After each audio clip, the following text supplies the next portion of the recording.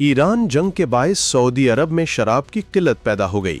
Saudi अरब की वाहिद सरकारी शराब की दुकान को बियर और वाइन से लेकर टकीला तक मुख्तलिफ अशिया की किल्लत का सामना है।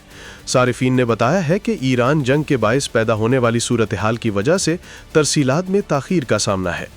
रियाज के सफारती इलाके में वाक़ई ये दुकान बगैर किसी नाम या बोर्ड के खिदमात सर अंजाम देती है। इसे सने 2024 में गैर मुस्लिम सफारतकारों को खिदमात फराहम करने के लिए खोला गया था और गुज़श्ता साल इसकी सहूलतें अमीर गैर मुस्लिम गैर मुल्कियों तक बढ़ा दी गईं।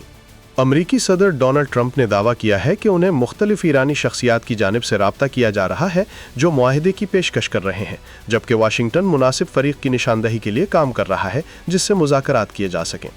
ट्रंप ने बताया कि आबनाए हुर्मुज़ के हवाले से उन्होंने कहा कि ईरानियों ने इसे बरसों से एक हथियार के तौर पर इस्तेमाल किया और मजीद कहा कि उनका मुल्क ईरानी जहाज़ों को उनकी जगहों पर वापस ले आया है और आबनाए हुर्मुज़ को दबाव डालने के आले के तौर पर इस्तेमाल होने से रोक दिया है। ट्रंप ने कहा कि ईरान अब फ़िज़ाई दिफा और रेडार निज़ाम से महरूम हो चुका है और उसकी अस्करी सलाहियतें मुकम्मल तौर पर मफलूज हो चुकी हैं। उन्होंने मजीद कहा कि ईरान में जारी सूरत हाल आला क़यादत के पहले और दूसरे दर्जे के गायब होने के बाद एक हकीकी निज़ाम की तब्दीली की अक्कासी करती है। अमरीकी सदर डोनाल्ड ट्रंप ने कांग्रेस को बताया है कि जंगबंदी के बायस ईरान के खिलाफ कार्रवाइयां खत्म हो चुकी हैं, लिहाजा उन्हें जंग जारी रखने के लिए कानून साजों की इजाज़त दरकार नहीं है।